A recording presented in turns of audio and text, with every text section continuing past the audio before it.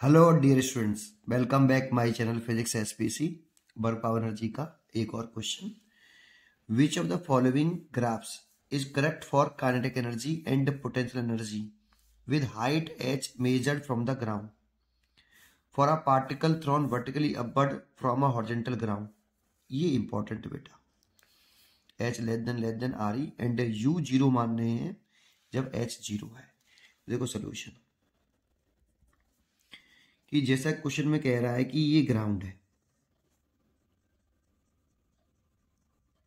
ये आपका ग्राउंड है और ग्राउंड से यहां से h जीरो माना है और इस जगह पे पोटेंशियल जी भी जीरो मानी है और पार्टिकल को ऊपर की तरफ थ्रो कर दिया है ऐसे। तो कुछ ना कुछ वेलोसिटी से थ्रो किया होगा, यहां पे पहुंच के इसकी वेलोसिटी जीरो हो गई होगी।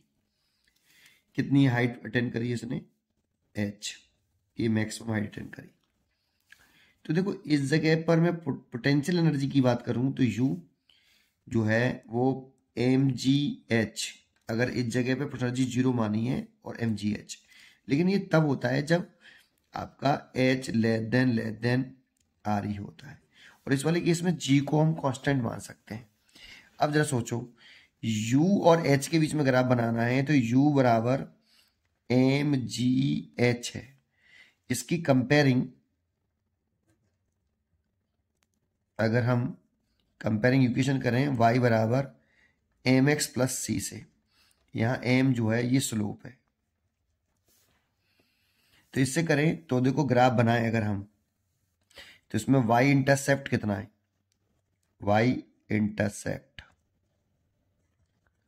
वो तो जीरो है, y इंटरसेप्ट जीरो और जो स्लोप है वो आपका एम जी है जो कि कांस्टेंट है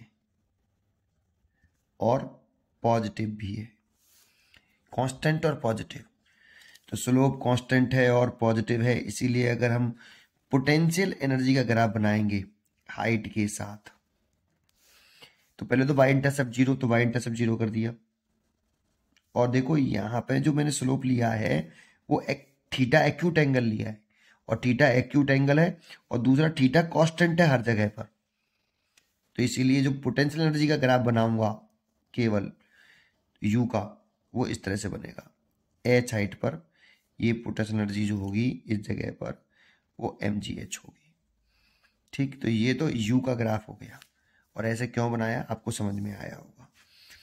ठीक, अब नाउ क्योंकि इसमें केवल और केवल ग्रेविटेशनल फोर्स इन्वॉल्व है और कोई दूसरा फोर्स इन्वॉल्व नहीं है, इसीलिए कंजर्वेशन ऑफ मैकेनिकल एनर्जी में मैकेनिकल एनर्जी कांस्टेंट रहेगी। तो mechanical energy is equal to kinetic energy plus potential energy. ये आपकी काइनेटिक एनर्जी है और ये आपकी पोटेंशियल एनर्जी, क्योंकि यहाँ पे काइनेटिक एनर्जी का सिंबल जो रखा है वो यू रखा है, लेकिन मैकेनिकल एनर्जी तो कैसी रहती है? कांस्टेंट। जानते हो क्योंकि यहाँ पे मैकेनिकल एनर्जी कांस्टेंट क्यों? क्योंकि यहाँ पर केवल ग्रेविटेशनल फोर्स इन्वॉल्व है और gravitational force are conservative force, so mechanical energy constant, और कोई अंदर force non conservative force involve है नहीं तो मैकेनिकल एनर्जी कांस्टेंट रहती है। अब देखो यहां से अगर मैं काइनेटिक एनर्जी निकालूं तो कांस्टेंट माइनस के यू, तो मैं लिख सकता हूं E इज इक्वल टू, यहां E काइनेटिक एनर्जी है,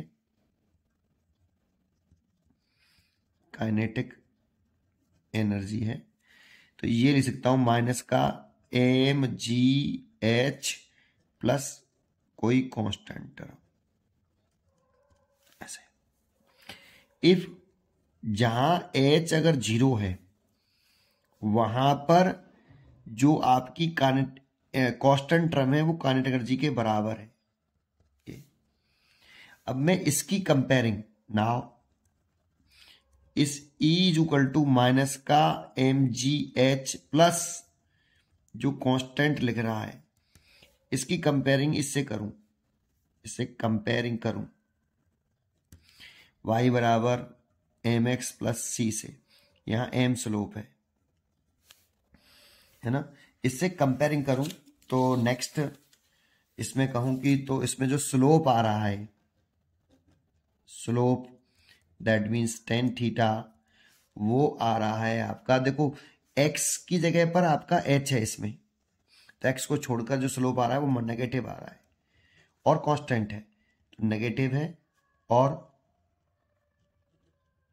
कांस्टेंट है। एंड जो y इंटरसेप्ट है इसमें, y इंटरसेप्ट वो एक तो पॉजिटिव है और दूसरा c के बराबर है, c के बराबर है और c e के बराबर है जब h बराबर 0 है तब। c जो है c कांस्टेंट है, सॉरी यहाँ y इंटरसेप्ट कांस्टेंट है ऐसे, और कांस्टेंट दैट मीन्स e है इफ h बराबर 0। ठीक, तो इसीलिए इसका जो ग्राफ बनाना चाहिए हमें, ये आपका हाइट, और देखो इसमें ये आप एनर्जी रख रहे हो काइनेटिक एनर्जी, तो देखो जब आपका h 0 है तो वो जो कांस्टेंट टर्म था वो e के बराबर था, और जहां पर y इंटरसेप्ट भी कांस्टेंट के बराबर आ रहा है, तो इसका ग्राफ इस तरह से आएगा, क्योंकि इसमें स्लोप नेगेटिव है और कांस्टेंट है। देखो इसमें जो स्लोप है थीटा वो हर जगह पर कांस्टेंट है और नेगेटिव भी है, इसके लिए ग्राफ ऐसे ही रहेगा, स्ट्रेट लाइन है ना। इस तरीके से नहीं होगा, इस तरीके से नहीं होगा, ये तब होता जब आपका स्लोप आपका नेगेटिव भी होता और आपका वो वेरिएबल होता, उसमें थीटा वेरिएबल हो रहा है, एवरी पॉइंट पर थीटा वेरी कर रहा है, और स्लोप कांस्टेंट क्यों, क्योंकि यहाँ पे h लेस देन आर दे रखा है, तो g को हम कांस्टेंट मान सकते हैं। जब h बहुत ज्यादा हो जाता है, जब हम h लेस देन आर दे रखा हो तो g को हम कांस्टेंट ही मान लेते हैं। जब h की वैल्यू बहुत ज्यादा बढ़ती जाती है तो g घटता जाता है, तो फिर उस वाले केस में स्लोप कांस्टेंट नहीं रहेगा। लेकिन जैसा हमें क्वेश्चन में गिवन है कि h लेस देन आर है, आर ई है, अर्थ की रेडियस से छोटा है, तो हम ये एच जी को कांस्टेंट मान सकते हैं। तो इस सिचुएशन में ग्राफ इस तरह से बना सकते हैं। इसीलिए देयरफॉर इस पूरी सबरी के आधार पर अगर मैं ग्राफ बनाऊं, और एक बात नोट करिए ना, जहां इस वाले पॉइंट पर h 0 है और जिस जगह पर h 0 है वहां पर e जो कांस्टेंट टर्म है, जो ये लिख रहा है हमारा, जब मैं कंपेयरिंग कर रहा हूं, वो का एनर्जी के बराबर है। इसीलिए जो ग्राफ बना सकते हैं हम वो ऐसे बना सकते हैं, ऐसे, है ना। क्या कर दिया h, हाँ ठीक है, और इस जगह से ग्राफ बना दिया, ये तो का एनर्जी का ग्राफ हो गया, और बिल्कुल सेम लेवल इस जगह पर ऐसे ये पोटेंशियल एनर्जी का ग्राफ हो गया u ऐसे, और इसे हाइट कह दें h, ये हाइट है आपकी, और ये एनर्जी ऐसे बढ़ रही है। अब देखो मैंने इसमें इस तरह से समझाया, तो बच्चे कहते हैं इतना बड़ा करने की जरूरत क्या थी, स्लोप लोप चक्कर क्या है, तभी तो हम इसमें पता कर पाएंगे कि इसको स्टेट ही क्यों बना रहे हैं, इसको भी स्टेट क्यों बना रहे हैं, है ना। नहीं अदरवाइज जैसे इसमें आपकी इलेक्ट्रिक फील्ड जो इसमें ये एनर्जी घट रही है, तो ये ऐसे भी तो बना सकते थे, इसको थोड़ा सा ऐसे स्लोप में बना सकते थे, ये तब बनाते जब एच जी चेंज होता, लेकिन जी तो यहाँ पे कांस्टेंट मान सकते हो आप। ठीक है, अब एक बात और समझ लीजिए, जैसे यहाँ से ऊपर जाने पर का एनर्जी घटती है, तो जैसे जैसे एच बढ़ेगा तो का एनर्जी घटेगी। अब टीचर लोग जैसे समझा देते हैं कि वो मैं भी समझा देता हूँ, ये ऐसे है, यहाँ पे वेलोसिटी 0 है, तो जैसे जैसे एच इंक्रीज होगा वैसे वैसे काइनेटिक एनर्जी आपकी डिक्रीज होगी,